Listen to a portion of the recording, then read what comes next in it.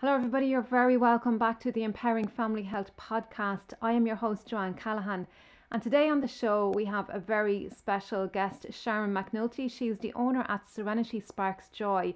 And Sharon is Northern Ireland's only gold certified KonMari consultant. On the show, she's going to be talking to us about how you can have a serene, calm home that you love through the art of tidying and organising. Now, Sharon says this is a holistic approach. It impacts your relationships and what you attract into your life. It's not just about items, it's about decluttering your mind through tidying your home. So that's what I have lined up for you today on the show. But first, please make sure you watch this video right to the end. It really helps with my YouTube algorithms. And hit the subscribe button and the notification bell as well, so that you know that you're getting fresh content from me. Give us some comments and some feedback below as well, so that I can respond to you and engage with you. Also, go to the Facebook page, give her a like, or you can join the Facebook group as well. So again, you know that you are getting fresh content. So let's get on with the show.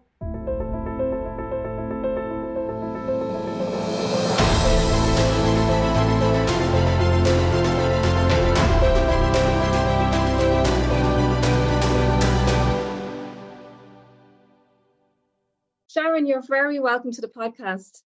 Johann, thank you so much for having me. I do appreciate it. I'm so excited. Yeah, it's lovely to be on, and just suppose to let people know what KonMari is, how it can help them, and how they can help themselves. Absolutely, and we're going to unfold all of that, and it's just so overlooked. All this, it's all the method of cleaning and organising. And but first, before we go into all that, Sharon, tell us a little bit about why you chose this type of work, why you get such satisfaction out of this for yourself and for other people as well. I suppose I fell into it, Johann, to be honest with you, and I say it chose me. I have worked in the NHS for 31 years. I was a nurse midwife and latterly a health visitor. So I had no intention of changing my career until I came across the KonMari Method. I was a busy mummy. I had 3 small children, and I didn't particularly need a perfect home, but I just liked my home not to look a mess, right? Now, inside my cupboards were full to bulging. On the surface, everything looked fine. And I suppose you could say that about life in general. We're struggling. We are spinning plates just to keep things at a certain level. So I've been there myself. I have absolutely been there myself, and I didn't know what to do about it. I would spend my weekends cleaning and tidying. By Tuesday, my house was as bad as ever, and I knew something had to change. Yeah. I didn't know what until I came across the book, The Life-Changing Magic of Tidying Up. And you know what? It really was up there, folks. Yeah. I have it here. By Marie Kondo, and it really is life-changing, Johann. And I know that sounds coy and glib, but it really did. I changed career after 31 years. That's how invested I am in it. Wow. In the book, she promised me that if I tidied my house using her method, I would never have to tidy again. Now, I have often said the cynical part of me thought, yeah, no, there's no way this would work. But I was at a stage in life where I just needed change. Mm-hmm. So I said, right, I'm going to give it a go. So anyway, I read the book. I KonMari tidied my house, and wow, that's all I can say, Johann. She did say it correctly. If you do what she says, you never have to tidy again. It's simple, and it's really simple in the way it works, but it is so effective. I suppose I was so invested in it then that I went on to become a consultant, and again, didn't think I would change career. I just wanted to go to that seminar. There was a seminar in London, and I thought, sure, isn't this the perfect opportunity to talk about all things KonMari for a whole weekend? And my family were at that stage where they were thinking, oh, here she goes again. I was evangelical about it, I really was, but it was because it made such a difference to me. So I headed off for the weekend, met Mary herself. Wow. And then went through my training. So, and I suppose that hasn't been easy, but I have loved every step of it. I really have. Yeah, I mean, it's hard to believe. Like, how could you love cleaning and tidying? But I hear what you're saying, and I read some of her book as well. And actually, just before we got onto our call, I remembered that I actually had this book here, so I just pulled it out. And if anyone's watching on the video, you can see the book there, The Life-Changing Magic of Tidying Up. And what I got out of this, Sharon, was there's an art in it. There's so much more than just, and we talk about being in the present moment. And for most of us, for washing the dishes or whatever, we're there at the kitchen sink washing the dishes, and we're like, oh God, just quick, get this done and over it so I can go in and watch my film and sit down or whatever. And we're in a hurry, like, to clean, and we can't wait to get it done or whatever. And I remember reading another book by a monk, I can't remember his name, but he said, I was reading in the book, and he said, feel the water in your hands. Now, it sounded a bit like out there, but I practiced what he said, and I really we're in a hurry all the time with everything. And there is an art in cleaning up, and there's an emotional aspect, and we're going to go into all of that as well. So tell us a little bit about the art of it. What is the KonMari method? What is it? How do you start? All right. So normally what happens is we've too much stuff. We know there's something not right. And whenever I was tidying, I would just move my stuff from one place to the other and start tidy. And wondered why it didn't stay tidy. So I just did too much stuff. And working with clients since I've started, time and time and time again, we have too much stuff. But quite often we have an emotional connection to that stuff. Yeah.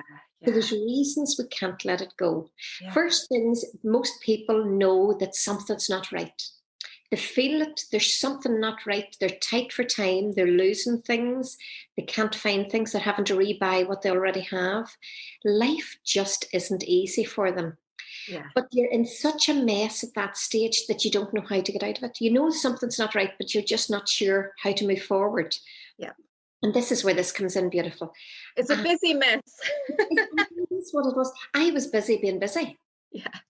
And whenever you were saying about the art of folding, I remember reading that book and thinking, such a load of faff. I wouldn't have time to be folding my items like that. However, I thought I'd give it a go. And you know what? As you say, there's an art. It's therapeutic. Now I love, love, love folding. I've got very quick over the years, but I love folding so much. It's almost like a therapy now. So with the KonMari method, what it is with too much stuff, and we have a guilt connected to keeping that stuff. So if you think of a lot of the reasons we keep things to you is because somebody's given them to us. Yeah. Your sister, your mother-in-law, whoever, and you don't want to let it go because you feel guilty. You don't like it. You don't like it, or you've spent a lot of money on it, so you'll feel guilty letting it go. How on earth can you let it go? You never wear it again. Or you've got caught up in the moment in the shop with that shiny new item. That all those hormones, those feel-good hormones, as you're buying it, you're all excited. You come home, the tag's never taken off it. Or you want to get into it because you can't fit into it, but that's going to be your go-to when you can. So all of those reasons we hold on to items. So as you say, this is an emotional journey as much as a physical one. Yeah, I can really relate to that. I can really relate to, I'm a very small person, but I've heard so many times people buying a dress maybe slightly bit smaller, and that's their incentive to lose weight or whatever, and it never happens. And the other thing you said was rebuying. I am guilty of that. So if I can't find something, I'll just go out and buy another one, and then I'll find it a few months later, and then I've 2 or 3, and my husband is really guilty of that as well. So yeah, so it's a waste of money and space as well. Yeah, and the waste of money that you have, or you're heading away on holidays and you panic buy. You think, I really need, you don't know enough. So you're wasting money there too. And you do feel it, you definitely do. By doing KonMari, you'll never do that again. This totally changes your shopping habits. So what we do is we remove the guilt associated by letting those items go. And that's a big thing. It's almost like a release. So we're changing, instead of deciding, because what I would have done is I'd have done a real splurge cleaning or organising them, and 5 bin bags off to charity, and I thought, right, this is great. That never lasted. It really never lasted. So what KonMari is, instead of thinking about what you're letting go, you're changing the whole your whole thinking to what you're keeping. So there's a couple of criteria about what you're going to keep. You're only going to keep those items you absolutely love or you absolutely need. So if you think of it, you're surrounding yourself, whenever you look around your home, you'll only see those items you absolutely love. So that instantly raises your vibrations. Yeah. Yeah. So whenever you look around your home, you're instantly at a higher vibration. So you're attracting more of that beautiful feeling. You're letting go of the things with gratitude. So you're not feeling guilty about letting go of that suit that you're never going to wear. You're letting go with thanks, because it's either taught you a lesson not to panic buy. It's kept you warm whenever you needed it. It's showing you that doesn't suit you. Whatever it is, you're letting it go with gratitude silently. And then, somebody else will get the beauty of that. Why have all these fabulous items that you don't particularly love in your wardrobe, in your house? Whenever somebody needs them, you can let them go to them. That's so great. And what I can really hear in that, Sharon, is only keep the things that you love and need and start from that place, because guilt is a very low vibration. Guilt and shame are probably the two of the lowest vibrations, and they're really difficult to get out of. So start from love and need, the things that you love and need, and that raises the vibration, so that makes it easier to let things go. That's what I can hear. And whenever you're making room in your wardrobe in your home for the stuff that you've let go of, you're then attracting stuff like that into your life. And that's the same. This actually, Joanne, it's a holistic approach. Yeah. And people that do it in their homes instantly do it without even thinking, with their relationships, with their friendships, with work colleagues. And it's not that you're saying, oh, I'm not going to be friends with them.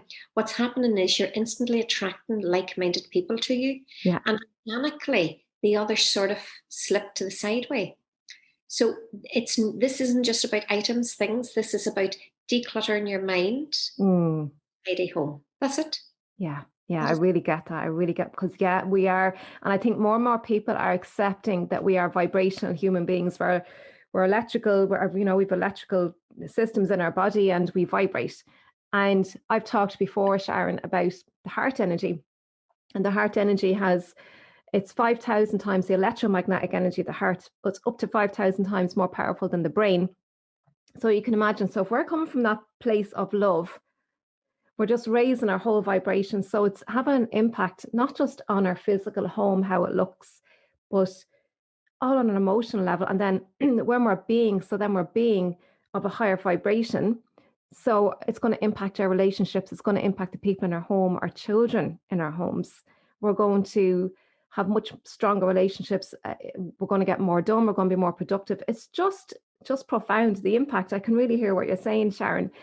Mm-hmm. So tell us, where do we begin? I know Marie Kondo does it in categories. Mm-hmm. Can you tell us a little bit about that? Yeah, there's a reason for that. And yet again, it's a simple reason, but very effective. So normally, whenever we have one particular item, think of a pen. Think of everywhere in your home that you have a pen. Every room. But yet, whenever you're looking for a pen, you'll never be able to find one. Yeah. So if you were to gather all the pens in your home, absolutely all the pens, you would be overwhelmed with the amount of pens you have, yet you'll never be able to find one whenever you need it. That's brilliant. Starting with a pen. That is brilliant. So that's why we do by category. It's only whenever you see how much of one item you have that you think, and that overwhelm is the turning point for you. The overwhelm is needed. And I suppose that's why I come in, because quite often clients get started in their journey, they gather all out and they think, oh no, I can't do that. So you need that accountability person there just to say, right, push through. Quite often clients will sit in the bed and decide to go through photographs or think, oh, I'll stuff it into the drawer and we'll try again another day, because it is an emotional journey. You're dealing with emotions. But if you're having it all out, all those categories out, similar items together, you then realize, okay, I actually know I have enough pens, say. I don't need any more pens, so you will not buy any more of those items. You'll know exactly what you have. And then at the very end, we give everything a home. So we will keep all your pens together. And whenever you're finished, you will then put writing or whatever, you'll put that pen back in that place. Now that seems very simple. And you think, well, how on earth would I do that with a family? Sure, they'll never get on board with this. Or they're really messy, or they're the reason my house is like this. However, what I would say is, see, once you start this, your family see a change in you, and they will then want a bit of that change. They come on board. Some a wee bit slower than others, but they will come on board. Definitely. Yeah, and I think and I've noticed that not in house tidying, but in my being, my attitude, changing my attitude, and I put on my shock absorbers. That's what I call them, my shock absorbers. So I'm more resilient to life happening outside and around me, right? Because life happens, and in how I'm being. So again, we were talking about love and raising your vibration. So when I'm raising my vibration and I'm in much better form, my mood is better, my sleep is great, blah, blah, blah. And my husband and my daughter may notice, or my sisters or whatever. And they're like wondering, God, she's in great form. What's she doing? And then they're mimicking or following what I'm doing. It happens without us even consciously realizing it. And so like a role model, and it just rubs off. So I think that when we work on ourselves, and even with house tidying and organizing, and how we are attached to things, and our perception and the story that we have about things, when we master that, we'll master ourselves, and therefore our surroundings, which includes people as well. So yeah, so tell us a bit more. Well, see, by doing this, Joanne, you're right. We become very introspective.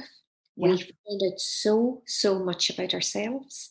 We find it. I love this journey with clients, and quite often they're not aware of their personality to such an extent until they're going through it. I had a great client who, and I've been there. I had the 3 or 4 sizes in the wardrobe that didn't fit me. I always wanted to get into the smaller size. I had the clothes in the wardrobe that didn't fit me, the ones that were going to be the next, once I lost weight, the ones after that, and the ones that I wanted to be in. So I get this client, and she found, I can't even remember how many it was. It was well up in the 20s anyway now. Starter kits for a slimming group. Oh, stop. So and she was actually a wee bit heavier now than she was the first time she'd went. So we knew that this client, and she had come to this realization herself, really wanted change. She wanted change so much that she was willing to get started with a slimming group, but just couldn't sustain it. So the why wasn't there. And so she had a big insight. So she actually threw out all those starter kits for the slimming group. She doesn't care what the sales are now. She's eating healthy, and she is flying. She really is flying. Wow. So I suppose she realized that she just wasn't able to finish tasks. Always wanted to start them, couldn't finish them. So she's working on that part of herself. That's brilliant. And there's so many people like that. They'll start, and we all have different personalities. And when you know yourself and your habits and what have you, and I'm a bit like that as well. I will start loads of different projects, and before I know where I am, I'm like, oh, and then I don't finish them all. So yeah, I can totally relate to that. Yeah. So it is, we find out so much about ourselves, about what our likes are. Even another lovely client I had said to me at the start of her session, and this was a virtual session, so I wasn't in her home with her. She says, Sharon, I don't like any of my clothes. Within that first session, she was hanging dresses were her thing. She wore a lot of dresses. She was hanging her dresses up, and I could see her just stroke them as she was hanging them up. Oh, wow. And I actually thought that the video had, because it was online, I thought the video had stalled a wee bit, with signal, because she didn't move. And she turned to me and she says, Sharon, I feel as though I'm actually in a boutique shopping for my own clothes. Oh, beautiful. Isn't that just beautiful? Beautiful. And that was only within a couple of hours. I think what it was She had so much stuff in her wardrobe. She, again, had different sizes, that didn't think that she had anything to wear. She was squeezing them in, had nothing to wear. And whenever she saw the stuff that she was holding on to, she was putting away, she said, oh my goodness, this is absolutely fabulous. Look at what I have. Yeah. So, which was beautiful. And Yeah. she knew then she had enough, which was great. That is so brilliant, because she was able to change her perspectives, her view Yeah. through this whole process. And I think that's what's going on with so many people. We have this story, this attachment to a story that's just an illusion, really. It's not real. And through this whole process, we get to do this work and change our perspectives and master how we see things and reframe thoughts, negative thoughts, and reframe them, and really get to see our priorities and what we value. So many people they don't know what it is that they value. And so many of us are going around living based on other people's expectations, what other people want. Oh, I'll keep the peace. If he's happy, then I'll be happy. Just keep the peace type of thing, or whatever. And we're less empowered. We're not very empowered when we're in that space. So when we get to see who we really are and say hello to ourselves again, it really does bring joy into your life. And that's what your work is all about, is sparking the joy. And I really get that now, like, it's not woo woo. It really, really is profound, the work that you do and the impact. And I'm sure that you've got a lot of stories of clients and how they've overcome. And Sharon, what's that like for you? What's it like working with clients and they get to the other side and they have that breakthrough? What's it like for you? Joanne, I often say I'm actually standing, clapping like a seal. I get as much out of it. I really do. Oh, Because at the end of it, I love it. And you can see the difference in them. You can actually see a shift in people as the session goes through. They get a confidence in the decision making. A lot of the time we're nervous about throwing throwing things away. Okay, so even the terminology that they're using, yeah, the language, yeah. that they're using. So what we're actually doing, and as you were saying, this is so empowering. You're building up your decision making skills. So it doesn't really matter if you're going to keep that pen or let that pen go. That's a small decision. But because you're making a lot of decisions around your home, you're building up the confidence in your decision making. Yeah. So that by the time you get to the big decisions, you got it. You've absolutely got it. You trust your gut that you're making the right decisions. And what you were saying earlier about the categories, that's why we do it a certain way. Clothes we don't really generally have a big emotional attachment to the clothes. So it doesn't really matter as much. By the time we get to the difficult things, the sentimental items, maybe items that people have given you as gifts, of people that have left, maybe relatives who have died and have left you items. By the time you get to that, you can then make those decisions with confidence that you're making the right one. Because if you were to start them at the beginning of this, you'd hold on to literally everything. Yeah. You'd never let any of it go. So that's why this works. Right. Okay. Now I understand the different categories and why it's done that way. Okay. And that makes so much sense. So you're building up this muscle of choosing and deciding.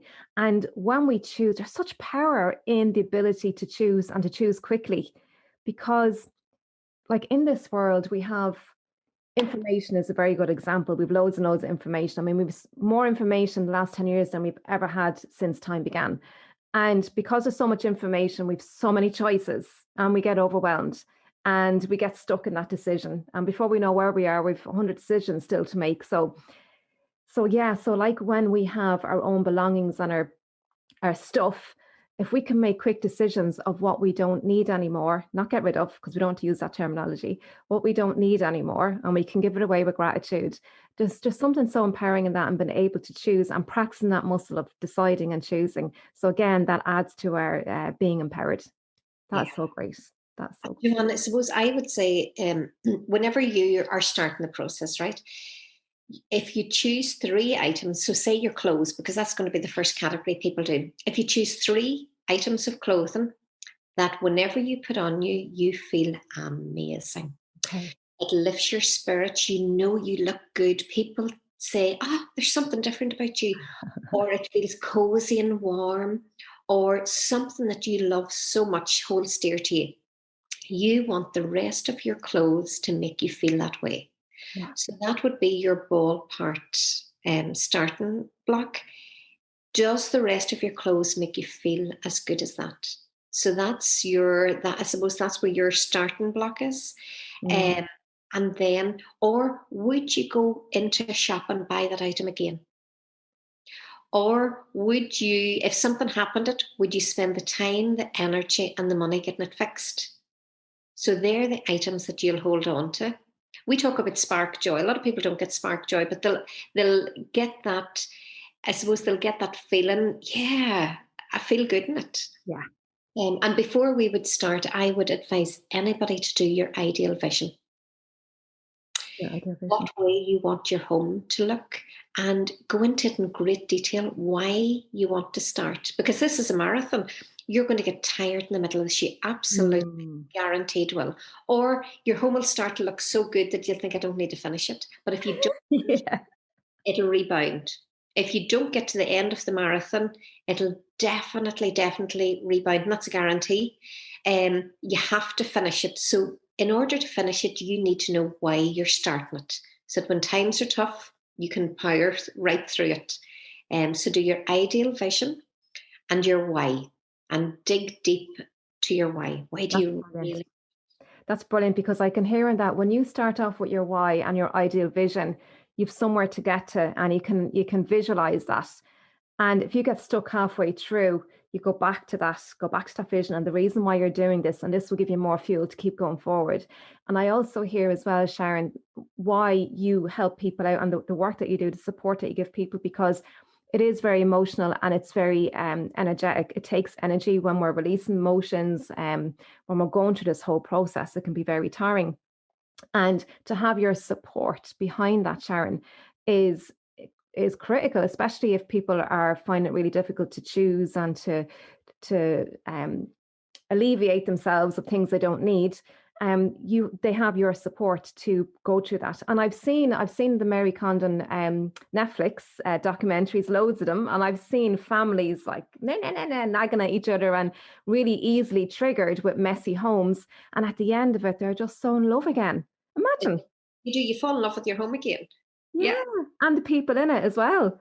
As you say, to do this with your family, you see, is quite difficult, because your sister will say, oh, I really like that dress in you. I really liked it. Or they'll come in judgmental, or they'll say, how did you let it get to this shape? Yeah. I come in, I have no emotional attachment to it at all. I don't see a mess. I mean, I've been there, I know what it's like. I don't see a mess. I see logistics. I think, okay, right, if we do this, and this, we can do this. So I take the emotion out of it completely. That's so important. Yeah. And you find as I work with clients, they get to know Sharon doesn't care. She really doesn't care that I have stuff under the bed that I have no clue what's in it. To me, I'm looking for solutions. I'm looking for, this is a logistical plan forward, because if I get bogged down with the whole emotional attachment to things as well, you would get nowhere. Yeah. That's great, because if somebody was to hire you, Sharon, they would want to be reassured and have the safety and the trust that you're not going to judge them, that you're not going to be critical of them, you're not going to make them wrong. All that is so important, because that really helps for people's vulnerability, because it is a very vulnerable time, isn't it? I mean, your clients are exposing all this stuff to you, so they're going to have trust and reassurance, and so that's a really important relationship that you have for your clients. So yeah, non-judgmental is a really important factor as well. We're nearly coming to the end, Sharon. So you're doing virtual sessions with people. How does that work? I know, who ever thought, Johann, that I could help tidy somebody's house over the internet? Yeah. COVID came, and I had been in-house tidying, and COVID came, and I thought, okay, right, I'll have to take a break now. And then I was contacted by a young fella in Cork. Now, Cork's maybe 6 hours away from me. And I thought, right, how can I best help him? So we trialed it. Johann, it was amazing. Brilliant. Absolutely amazing. So before we start, I want clients to get the best value for their money.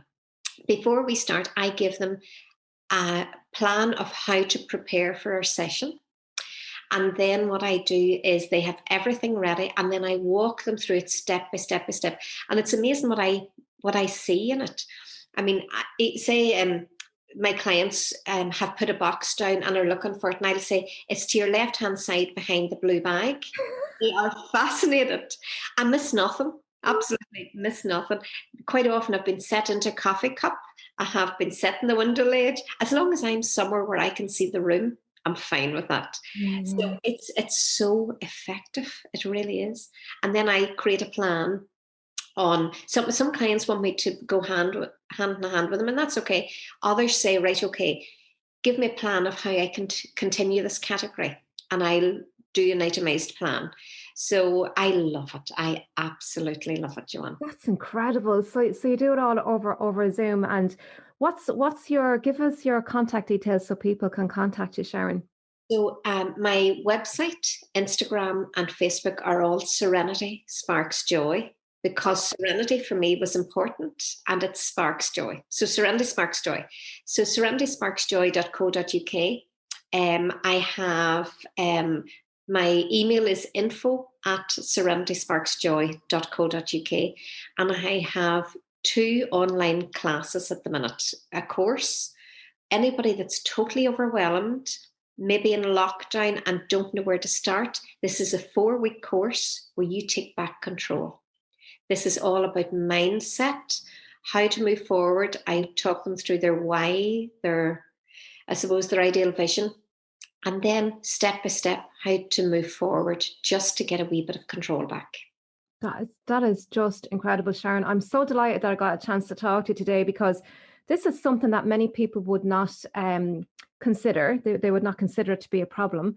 And everything starts in the home. Like, we all have a home, most of us do.